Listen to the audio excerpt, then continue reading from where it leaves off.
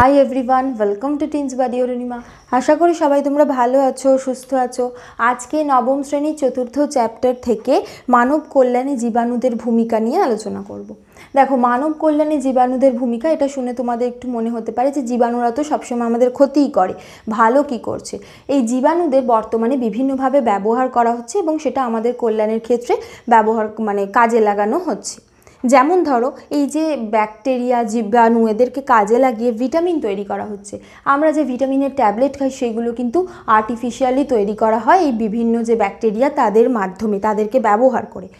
খাদ্য সামগ্রী উৎপাদনে যে পাউরুটি, তারপর বিভিন্ন রকম কুকিজ, এগুলো তৈরি করা হচ্ছে, পনির, এগুলোর ক্ষেত্রে কিন্তু আমরা এই বিভিন্ন ধরনের ব্যাকটেরিয়াকেই ব্যবহার করছি। ঔষধ প্রস্তুতিতে, তারপর মদ্য শিল্পে, ভ্যাকসিন তৈরিতে, জৈবিক নিয়ন্ত্রণে, মানে বিভিন্নভাবে ধরো এই যে কৃষিক্ষেত্রে যে পতঙ্গদের মেরে ফেলার ক্ষেত্রে, বা ধরো এই যে আমাদের যে আগাছা হয় সেগুলো মেরে ফেলার ক্ষেত্রে ব্যবহার করা হচ্ছে। তারপর হলো অণুজীব সার বা জীব সার তৈরিতে। এই অণুজীব সার বা জীব সার, এটা বর্তমানে একটা এদের প্রচণ্ড চাহিদা আছে, কারণ এটা পরিবেশের কোনোভাবে ক্ষতি করে না। এটা তার ছাড়াও মানে পরিবেশের কোনো রকম ক্ষতি করে না, কিন্তু এটা মাটির উর্বরতা বৃদ্ধি করে, ফলে ফসল উৎপাদনে সাহায্য করে। তাহলে প্রথম আসি যেটা ভিটামিন তৈরিতে। দেখো, আমাদের শরীরে কিছু ভিটামিন আছে যে ভিটামিনগুলো আমাদের শরীরে নিজেই তৈরি হয়। যেমন ভিটামিন বি কমপ্লেক্স, ভিটামিন বি12, এগুলো আমাদের যে ডাইজেস্টিভ সিস্টেম, সেই ডাইজেস্টিভ সিস্টেমের মধ্যে এমন কিছু ব্যাকটেরিয়া আছে যে ব্যাকটেরিয়াটা এই যে তোমার ভিটামিন ওরাই তৈরি করে। এবার এই যে ব্যাকটেরিয়াগুলোকে আর্টিফিশিয়ালি মানে শরীরের বাইরে এনে তাদেরকে ব্যবহার করে এই ভিটামিনগুলোকে তৈরি করা হচ্ছে, এবং সেটার থেকেই এই যে বিভিন্ন রকম ভিটামিনের যে ওষুধ পাওয়া যায় সেগুলোকে তৈরি করা হচ্ছে। তারপর হলো খাদ্য সামগ্রী উৎপাদনে বিভিন্ন রকম যে এখন চিজ, পনির, তারপর ধরো পাউরুটি, এই সমস্ত কিছুর ক্ষেত্রে বিভিন্ন ব্যাকটেরিয়াকে ব্যবহার করা হয়। যেমন তোমরা অলরেডি জানো যে দইয়ে ল্যাক্টোব্যাসিলাসকে ব্যবহার করা হচ্ছে। এই ল্যাক্টোব্যাসিলাসকে ব্যবহার করে কিন্তু বিভিন্ন ফার্মেন্টেশনও করা হয়। ধোসা, ইডলি, এই সমস্ত কিছুর যে ব্যাটার তৈরি করা হয় সেক্ষেত্রেও এগুলোকে ব্যবহার করা হয়। তারপর হলো ঔষধ প্রস্তুতিতে, এই যে বিভিন্ন রকম ওষুধ তৈরি করা হচ্ছে, সেই ওষুধগুলোও বিভিন্ন ব্যাকটেরিয়ার দেহ থেকেই নেওয়া হয় এবং সেখান থেকেই অ্যান্টিবায়োটিক তৈরি হয়। মানে ব্যাকটেরিয়াকেই ব্যবহার করা হচ্ছে, সেটাকেই আবার ব্যাকটেরিয়ার বিরুদ্ধে শরীরে দেওয়া হচ্ছে যাতে সেটা ব্যাকটেরিয়াকে মেরে ফেলতে সাহায্য করে। যেমন streptomycin, erythromycin, azithromycin, tetracycline, neomycin, এই সমস্ত অ্যান্টিবায়োটিক, এগুলো বেশিরভাগই অ্যান্টিবায়োটিক। এই যে অ্যান্টিবায়োটিকগুলো কিন্তু তৈরি করতে এই যে জীবাণুকেই কাজে লাগানো হচ্ছে। তারপর আসি মদ্য শিল্পে। এই যে মদ্য শিল্পে মদ কিভাবে তৈরি করা হয়, মদ মানে কি, মদের মধ্যে আছে অ্যালকোহল। সেই অ্যালকোহলকে তৈরি করা হয় বিভিন্ন রকম বস্তুকে ফার্মেন্টেশনের মাধ্যমে বা গ্যাজানোর মাধ্যমে, যেটাকে বলে সন্ধান প্রক্রিয়ার মাধ্যমে। এই যে সন্ধান প্রক্রিয়াটা করানো হয়ও বিভিন্ন রকম জীবাণু ব্যবহার করা হয়। ক্লস্ট্রিডিয়াম, সার্সিনা, জাইমোমোনাস, এইগুলোকে ব্যবহার করা হয়। আর কাকে ফার্মেন্ট বা সন্ধান করা হয়, সেটা কখনো আপেলের রস, আঙুরের রস হতে পারে। এই রকম বিভিন্ন জিনিসকে যাতে কার্বোহাইড্রেট আছে সেই জিনিসটাকে ফার্মেন্ট বা সন্ধান প্রক্রিয়া করে মদ তৈরি করা হয়। তারপর হলো ভ্যাকসিন তৈরিতে যক্ষা, প্লেগ, কলেরা, টিটেনাস, হুপিং কাশি, এই সমস্ত রোগগুলোর যে যে টিকাকরণ করা হচ্ছে সেইটা কিন্তু তৈরি হয়, সেই টিকাটা তৈরি হয় এই যে জীবাণুগুলোকে ব্যবহারের মাধ্যমে। তারপর আসি হলো জৈবিক নিয়ন্ত্রণ। ব্যাসিলাস থুরিনজিয়েন্সিস, এটা ব্যবহার করে বিভিন্ন রকমের পতঙ্গকে মেরে ফেলা হয়। তাহলে পতঙ্গ মেরে ফেলার জন্য কিন্তু কীটনাশক বা পেস্টিসাইড এগুলোকে ব্যবহার করা হচ্ছে না, তার বদলে এই যে জৈবিক নিয়ন্ত্রণ পদ্ধতিতে করা হচ্ছে। তার মানে এমন একটা জীবাণু ব্যবহার করছে, সেই জীবাণুটা গিয়ে ওই পতঙ্গটাকে মেরে ফেলছে। পরিবেশের কোনো ক্ষতি হচ্ছে না, ফসলেরও হচ্ছে না, মাটিরও হচ্ছে না। সেই জন্য এখন এইটার চাহিদা অনেক পরিমাণ বেড়ে যাচ্ছে। তাছাড়াও ব্যাসিলাস প্যাপিলি নামক একটা রকম জীবাণুকে ব্যবহার করে জাপানি বিটলকে মেরে ফেলা হচ্ছে, যেটা এসে শস্যের অনেক ক্ষতি করে, সেটাকেও মেরে ফেলা হচ্ছে। এছাড়াও লেপ্টোমোনাস, টেট্রাহাইমেনা, এই সমস্তগুলো প্রোটোজোয়াকে ব্যবহার করে এই যে পতঙ্গদের দেহে রোগ সৃষ্টি করা দেওয়া হচ্ছে এবং তার ফলে সেই পতঙ্গগুলো মারা যাচ্ছে, ফসলের কিন্তু ক্ষতি হচ্ছে না। তাহলে এই যে পতঙ্গনাশক এগুলোকে মেরে ফেলার জন্য কি করা হচ্ছে, যে অন্য কোনো জীবকে দিয়ে আরও একটা জীবকে মেরে ফেলা হচ্ছে, তাহলে প্রকৃতির কোনো ক্ষতি হচ্ছে না। এখন আসি এই যে অণুজীব সার। অণুজীব সার বা জীব সার এটা হলো শৈবাল, ছত্রাক এবং ব্যাকটেরিয়া, এই তিনটেকে একটা নির্দিষ্ট অনুপাতে ব্যবহার করা হচ্ছে, সম্মিলিতভাবে ব্যবহার করা হচ্ছে। তার ফলে মাটির যে শস্য উৎপাদন করার ক্ষমতা সেটা বেড়ে যাচ্ছে এবং তাছাড়াও কিন্তু মাটির কোনো ক্ষতি হচ্ছে না।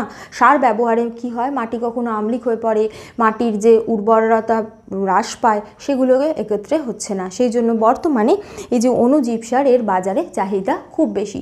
চলো এখন এই টপিকটা নিয়ে আলোচনা করা যাক এবং এটা ডিটেলসে জেনে নেওয়া যাক, কারণ এখান থেকে কিন্তু অনেক প্রশ্ন আসে, 2 মার্কস আসে, 1 মার্কস আসে, কি কি জীবাণু এগুলোতে ব্যবহার করা হয় সেগুলো আসে।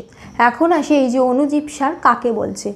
যে সক্রিয় গোষ্ঠীর অণুজীব যেমন ব্যাকটেরিয়া, শৈবাল, ছত্রাক এককভাবে বা সম্মিলিতভাবে পরিবেশের কোনো ক্ষতি না করে জমির মাটির উর্বরতা বাড়ায়, শস্য ও ফসল উৎপাদনকারী গাছেদের পুষ্টি প্রদান করে, তাদের বৃদ্ধিতে সাহায্য করে, তাদেরকে জীবসার বা বায়ো ফার্টিলাইজার বলছে।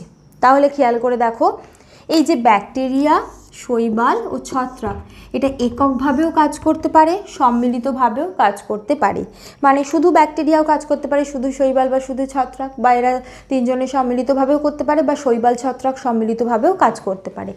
এগুলো এরাই একত্রে কাজ করে, একত্রে বা একা কাজ করার মাধ্যমে কি করে, মাটির জমির উর্বরতা বাড়ায়, শস্য ও ফসল উৎপাদন করে, গাছকে পুষ্টি দেয় যাতে গাছের বৃদ্ধি হয়, তাকে বলছে বায়ো ফার্টিলাইজার।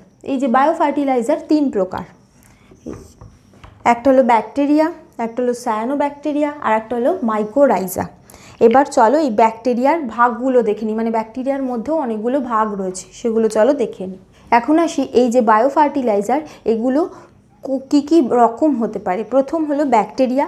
এই ব্যাকটেরিয়া আবার 2 রকম, একটা হলো মুক্তজীবী ব্যাকটেরিয়া আর একটা হলো মিথজীবী ব্যাকটেরিয়া। মুক্তজীবী ব্যাকটেরিয়ারা কারোর উপর নির্ভর করে না, মুক্তভাবে মাটিতে অবস্থান করে এবং তারা বাতাস থেকে যে নাইট্রোজেনকে টেনে নেয় এবং সেই নাইট্রোজেনকে মাটিতে আবদ্ধ করে, তার ফলে মাটির যে নাইট্রোজেন সেটা অনেকটা পরিমাণ বেড়ে যায়, সেই জমিতে চাষ করলে চাষের মানে ফসল অনেক ভালো হয়।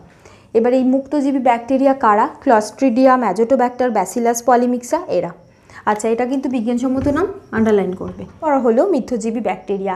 এই যে মিথজীবী ব্যাকটেরিয়া এরাও কিন্তু মাটিতে নাইট্রোজেন সংবন্ধনই করে। তাহলে ব্যাকটেরিয়া যারা, এরা মাটিতে নাইট্রোজেনকে সংবন্ধনের মাধ্যমেই মাটির উর্বরতাকে বৃদ্ধি করছে। আচ্ছা, এই যে মিথজীবী ব্যাকটেরিয়া এইটা মানে হলো রাইজোবিয়াম। এই যে রাইজোবিয়াম, এটা শিম্বগোত্রীয় যে উদ্ভিদ তার মূলে অবস্থান করে। শিম্বগোত্রীয় মানে হলো যে সমস্ত উদ্ভিদের ক্ষেত্রে এরকম শুঁটি তৈরি হয়। শুঁটি মানে বোঝো, যেমন মটরশুঁটি, সেই রকম মানে ডাল জাতীয় উদ্ভিদের ক্ষেত্রে এই যে শুঁটি তৈরি হয়, সেই জাতীয় উদ্ভিদের মূলে এই রাইজোবিয়াম থাকছে। আচ্ছা, এই যে রাইজোবিয়াম, এই রাইজোবিয়াম কি করে, এরা উদ্ভিদের মূলে অবস্থান করে এবং এরা বাতাস থেকে যে নাইট্রোজেনকে শোষণ করে নেয় এবং সেই নাইট্রোজেন কি করে, মাটিতে আবদ্ধ করে কিছুটা, আর কিছুটা এরা নিজেদের দেহ তৈরিতে কাজে লাগায়। এবার এরা যখন মারা যায় তখন দেহ মাটিতেই পচে, তখন সেই নাইট্রোজেন মাটিতে চলে আসে এবং মাটির উর্বরতা বৃদ্ধি পায়।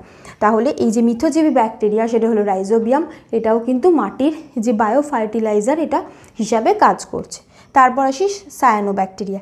এই সায়ানোব্যাকটেরিয়াও বাতাস থেকে নাইট্রোজেনকে টেনে নেয় এবং মাটির যে উর্বর ক্ষমতা প্রচুর পরিমাণ বাড়িয়ে দেয়। আচ্ছা, সায়ানোব্যাকটেরিয়া বর্তমানে ইউরিয়ার বদলে ব্যবহার করা হচ্ছে। ইউরিয়াও মাটিতে নাইট্রোজেনের পরিমাণই বাড়ায়, কিন্তু এই যে সায়ানোব্যাকটেরিয়া অল্প পরিমাণেই সেই কাজটা করে, মানে টন টন ইউরিয়া যে কাজটা করে, এক্ষেত্রে সায়ানোব্যাকটেরিয়ার পরিমাণ কম হলেও সে একই পরিমাণ বা তার চেয়ে বেশি ভালো কাজ করে। এরা কারা? অ্যানাবিনা, নস্টক, স্টিগোনিমা, টলিপোথ্রিক্স, অলোসিরা, এরা হলো সমস্ত সায়ানোব্যাকটেরিয়ার উদাহরণ। এরাও বাতাস থেকে নাইট্রোজেনকে টেনে নেয়, সেই নাইট্রোজেনকে মাটিতে আবদ্ধ করে। এবার সেই জমিতে যে সমস্ত চাষ করা হচ্ছে সেই সমস্ত উদ্ভিদের গ্রোথ অনেক ভালো হয়। এরপর আসি মাইকোরাইজা। এই যে মাইকোরাইজা হলো একরকম ছত্রাক যেটা পাইন গাছের মূলে অবস্থান করছে।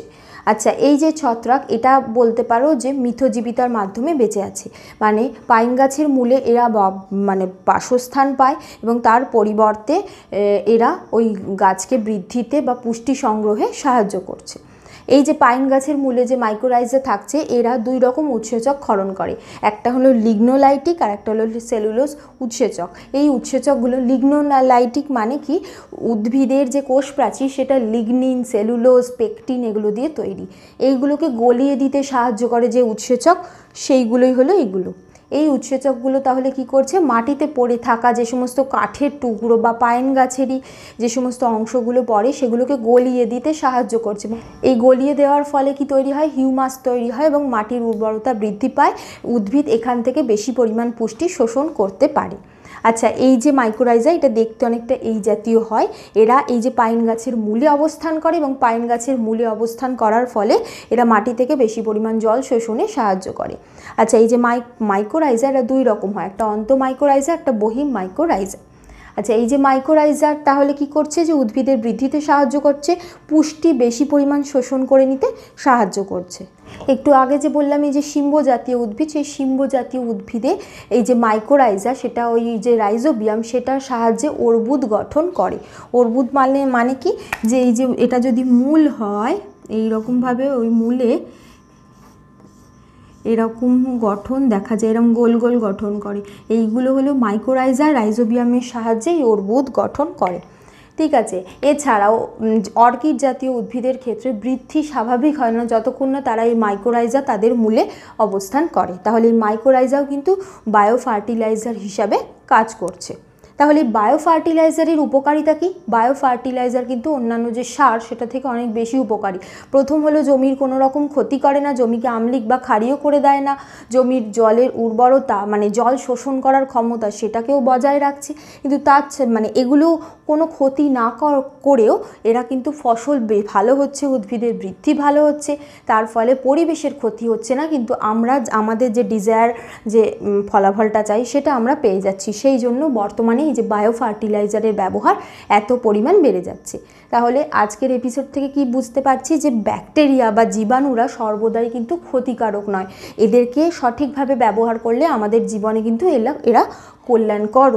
তাহলে আজ এই পর্যন্তই, আশা করি তোমরা বুঝতে পেরেছো। তোমাদের যদি কোনো প্রশ্ন থাকে কমেন্ট করো, আর তোমরা এই ভিডিওতে লাইক করো, বন্ধুদের মধ্যেও শেয়ার করে দিও, আর সাবস্ক্রাইব করো। দেখো সাবস্ক্রাইবের পাশে একটা বেল বাটনও আছে, ওটাও ক্লিক করে দিও, তাতে আমি যখনই কোনো নতুন ভিডিও দেবো তার ইনস্ট্যান্ট নোটিফিকেশান তোমরা পেয়ে যাবে। Thank you.